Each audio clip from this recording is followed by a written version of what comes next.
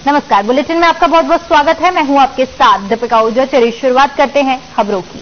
पौड़ी गढ़वाल के राजकीय शिक्षक संघ ने प्रधानाचार्य सीधी भर्ती पर विरोध जताया है, जिसको लेकर कलेक्ट्रेट के पास हिमवती नंदन बहुगुणा मूर्ति स्थल पर राजकीय शिक्षक संघ ने सांकेतिक धरना प्रदर्शन किया।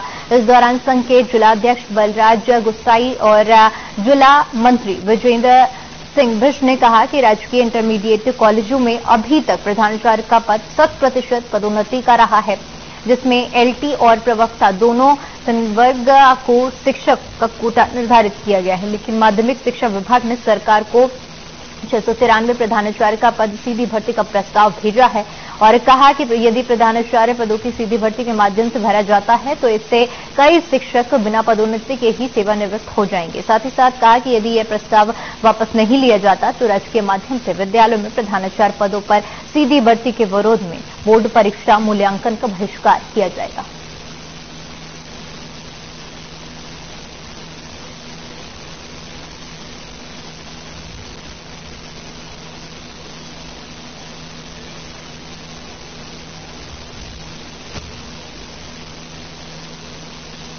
आपने इस प्रोग्राम में ध्यान दिया होगा या पढ़ा होगा, अभी पिछले हफ्ते शिक्षा विभाग ने 693 पदों पर प्रधानाचार्य के जो पद है सीधी भर्ती के माध्यम से भरने का प्रस्ताव शासन को भेजा है। इससे क्या होगा कि जो शिक्षा विभाग में लंबे समय से हमारे वरिष्ठ शिक्षक कार्यरत हैं उनका अहित इससे होने जा रहा है, क्योंकि कहीं न कहीं इससे वरिष्ठता को दरकिनार किया जा रहा है। मेरा विभाग से सरकार से यही निवेदन है कि जो नियमावली अभी तक हमारे विभाग में प्रधानाचार्य भर्ती के लिए चलती आ रही है, पूरे राजकीय शिक्षक संघ को माननीय मंत्री डॉक्टर धन सिंह रावत जी पे पूरा विश्वास है। वो बहुत बार हमें आश्वासन दे चुके हैं कि हम शीघ्र 100% पदोन्नति करेंगे, लेकिन उसके बावजूद भी पदोन्नति नहीं हो पा रही है। तो इसलिए हम लोगों ने धरना प्रदर्शन किया कि हम लोग सीधे सीधे प्रधानाचार्य पदों पर सीधी भर्ती का विरोध कर रहे हैं। एक सूत्रीय मांग है कि शिक्षा विभाग में जो प्रधानाचार्य के पदों पर सीधी भर्ती हो रही है, वो भर्ती सीधी भर्ती न होकर पदोन्नति के माध्यम से हो। राजकीय शिक्षक संघ बहुत लंबे समय से ये मांग करता रहा है कि जो हमारे नियमावली के अनुसार पूर्व से प्रधानाध्यापक और प्रधानाचार्य पदों पर खाली पदोन्नति के माध्यम से ही भर्तियाँ होती थी। हमारी ये मांग है कि उसी प्रकार से लगातार जितनी भी हमारे पद खाली है 100% पदों पर पदोन्नति के माध्यम से भर्तियां हो और हमारे शिक्षक साथियों को, हमारे जो वरिष्ठ साथी है वर्षों से पदोन्नति की राह देख रहे हैं, उनको इसका फायदा मिले और सम्मानजनक पद को सुशोभित करते हुए एक सम्मानजनक तरीके से वो सेवानिवृत्त हो सके।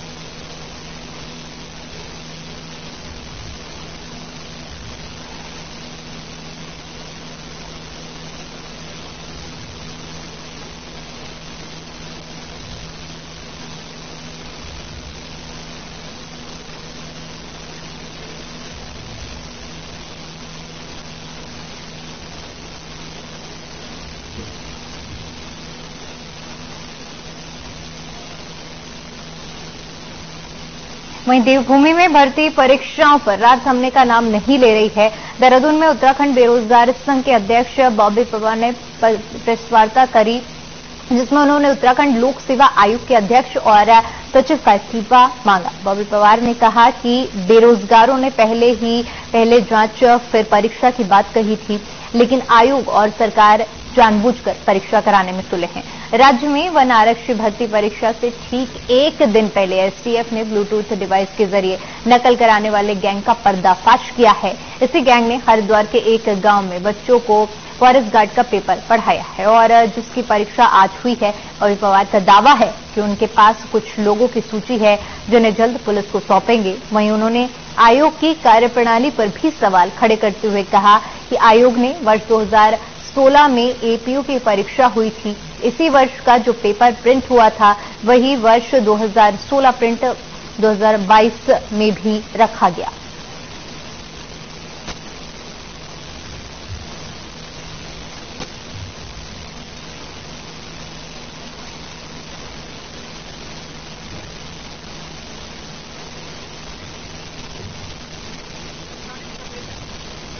आयोग के कार्यप्रणाली पर जो प्रश्न चिन्ह खड़ा हो रहा है, एपीओ की परीक्षा देखिए जो 2016 में परीक्षा हुई थी, जो उसमें 2016 में जो पेपर प्रिंट हुआ था उसमें जो वर्ष वो 2016 लिखा हुआ था, परंतु 2022 में भी जो परीक्षा हुई उसमें भी 2016 का प्रिंट लिखा हुआ है और उसके अतिरिक्त जो एपीओ के छात्रों को अलग अलग व्हाट्सएप जो मैसेज जाते हैं उसमें उन्हें लिखा जाता है व्हाट्सएप में कि आपको हम एपीओ के जो क्वेश्चन है वो प्रोवाइड करवा सकते हैं और 100% उसकी गारंटी है जो हमारी पास होने की है। तो ये सारी चीजें ये आयोग से अंदर से लेकर लिंक जो माफियाओं तक का जो लिंक है वो कब टूटेगा, हमारी ये चिंता है। एक बच्चा कितने बार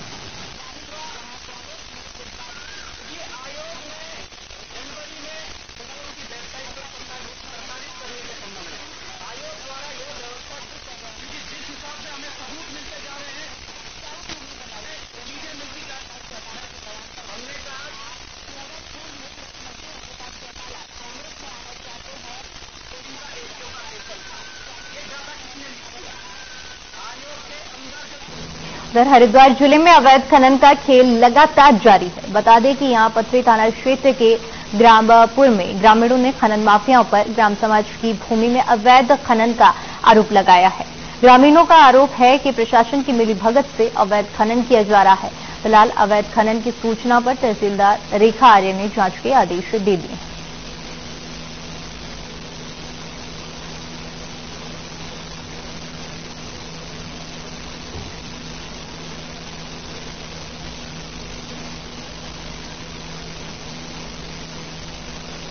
जनता पार्टी किसान मोर्चा की प्रदेश कार्यकारिणी की बैठक थी और इस बैठक में आज केंद्र की सरकार, राज्य की सरकार आदरणीय मोदी जी के नेतृत्व में जिस प्रकार से किसानों के लिए लगातार काम कर रही है, लगातार किसानों की आय दोगुनी करने के लिए अनेकों योजनाएं देश के अंदर लाई हैं और ये जो वर्ष है, वर्ष 2023 आदरणीय प्रधानमंत्री मोदी जी के आह्वान पर संयुक्त राष्ट्र संघ ने इसको मिलेट वर्ष के रूप में घोषित किया है। तो हमारे यहाँ के भी जो प्राथमिक रूप से उत्पन्न होने वाला श्री अन्न है, उस अन्न को बढ़ावा देने का भी काम राज्य की सरकार करेगी और हमारे किसानों के सभी किसान प्रतिनिधि उसमें एक समन्वय का काम करके सेतु का काम किसानों और सरकार के बीच में करेंगे।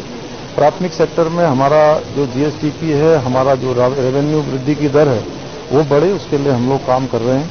तो आज मैं इस अवसर पर सभी को अपनी तरफ से शुभकामनाएं देता हूं और किसानों को विशेष रूप से कि उनके सामने जो भी चुनौतियां हैं हम लोग मिलकर सरकार और सब करेंगे।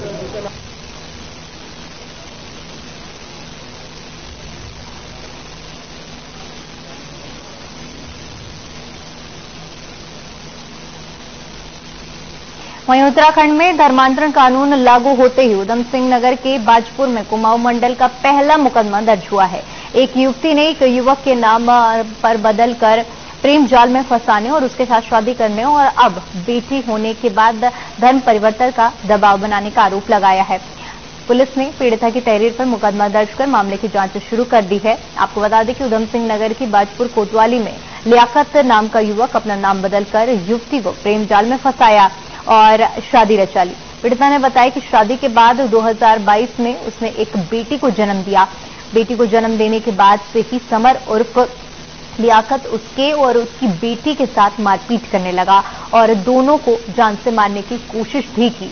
इतना ही नहीं, उसे जबरन गोश्त आदि खिलाने, नमाज अदा करने और रोजे रखने और धर्म परिवर्तन करने के लिए मजबूर करना शुरू कर दिया। पीड़िता ने आरोपी पर उसे और उसके परिवार को जान से मारने की धमकी देने का भी आरोप लगाया है।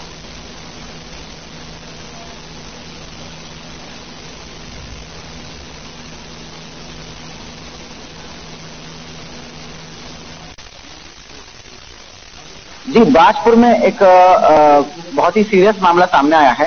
एक लड़की को एक लड़का लड़की का प्रेम प्रसंग चलता है। शादी से जस्ट पहले पता चलता है कि लड़का कोई और समुदाय के है, तो फिर भी ये दोनों शादी करते हैं क्योंकि लड़का और लड़के के परिवार वाले ने बोले थे कि लड़की जो है अपने धर्म के साथ रहे और वो लड़का भी, दोनों अपने अपने धर्म के अनुसार रहेंगे और शादी अच्छे से रहेंगे। लेकिन अभी जो है हाल ही में रमजान जब शुरू हुआ तब से लड़का और लड़के के परिवार वाले लड़की को बहुत परेशान करते हैं कि रोजा रखने के लिए, गोमांस खाने के लिए, विभिन्न प्रकार की रीति रिवाज फॉलो करने के लिए, जो लड़की पसंद नहीं था।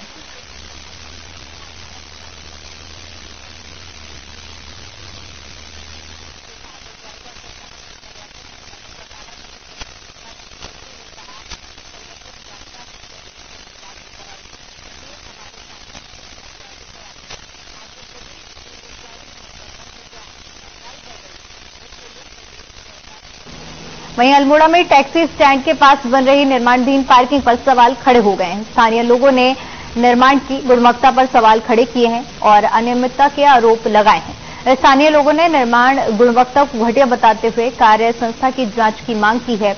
बता दें कि 7 करोड़ 50 लाख की लागत से तैयार किए जा रहे पार्किंग स्थल पर 125 से अधिक वाहन क्षमता के लिए ऐसी पार्किंग बनाई जानी है।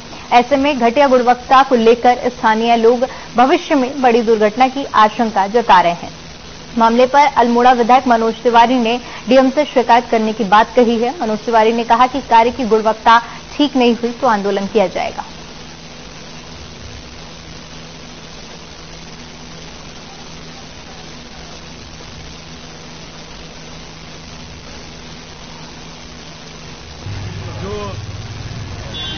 कांग्रेस के शासनकाल में ट्रक स्टैंड स्वीकृत हुआ था, वहां पर जो भी ठेकेदार है उस पर कहीं ना कहीं प्रदेश सरकार का के संरक्षण है और उसके संरक्षण के तहत ही वहां पर गुणवत्ता नहीं हो रही है और जो रेता बजरी का उपयोग होना चाहिए था वो मानकों के अनुसार नहीं हो रहा है, जिससे बहुत बड़ा एक गंभीर है। इसकी निश्चित रूप से जांच होनी चाहिए। कुछ कार्रवाई करने जा रहे हैं आप?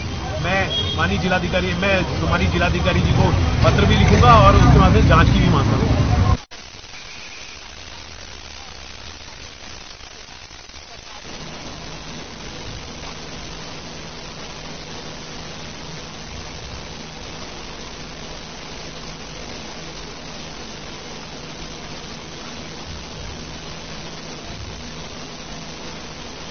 राष्ट्रीय स्वयंसेवक संघ देहरादून महानगर उत्तर का एकत्रीकरण कार्यक्रम परेड ग्राउंड में आयोजित किया गया।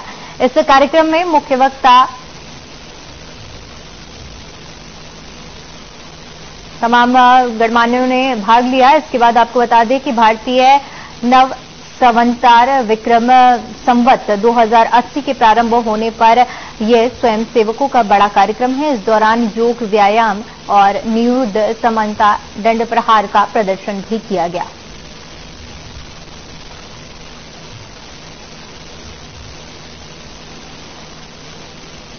देखिए, राष्ट्रीय स्वयंसेवक संघ की एक लंबी परंपरा है। समय समय पर एकत्रीकरण, बृहद एकत्रीकरण होते आए हैं। आज यहाँ पर देहरादून महानगर है तो 2 भागों में विभाजित किया गया है, उत्तरी और दक्षिणी। आज उत्तरी क्षेत्र है देहरादून शहर का।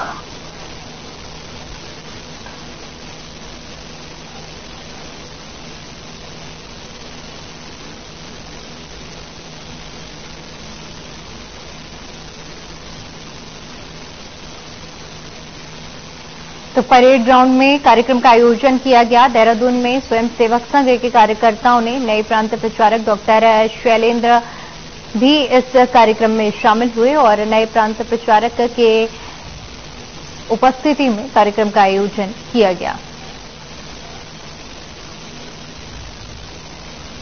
तो तस्वीरें देहरादून की है जहां पर स्वयंसेवक संघ की तरफ से कार्यक्रम का आयोजन हुआ था।